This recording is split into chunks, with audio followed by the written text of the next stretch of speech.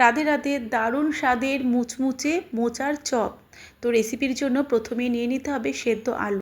আলুগুলোকে খুব ভালো করে ম্যাশ করে নিচ্ছি। এরপর এর মধ্যে অ্যাড করব মোচা। আর মোচাগুলোকে আমি আগেই একটু নুন হলুদ জলে ভাপিয়ে নিয়েছিলাম। তার সাথে 2 টেবিল চামচ দিয়েছি বেসন। ঝালের জন্য 2টো কাঁচা লঙ্কা কুচি করে দিয়েছি। তাহলে ধনেপাতার কুচিও দিতে পারেন। আমি দিয়েছিলাম এর সাথে কয়েকটা কারি পাতার কুচি, রোস্টেড চীনাবাদাম আধ ভাঙা করে দিয়ে দিয়েছি।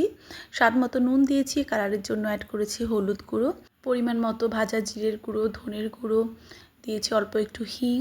তার সাথে 1 টেবিল চামচ দিয়েছি আমচুর পাউডার। টেস্টের ব্যালেন্সের জন্য একটু মিষ্টি, আর সাথে আদা বাটা দিতে কিন্তু একদম ভুললে হবে না।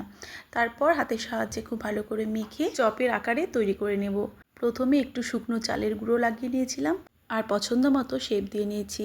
একটা পাত্রের মধ্যে 2 টেবিল চামচ কর্নফ্লাওয়ার আর অল্প একটু নুন, তার সাথে পরিমাণ মতো জল দিয়ে পাতলা একটা ঘোল তৈরি করতে হবে।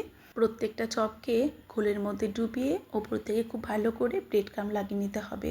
আপনারা চাইলে ঘরে তৈরি করা ব্রেড মিক্সিতে ঘুরিয়ে এরকমভাবে ব্রেড ক্রাম্ব কিন্তু তৈরি করে নিতে পারেন।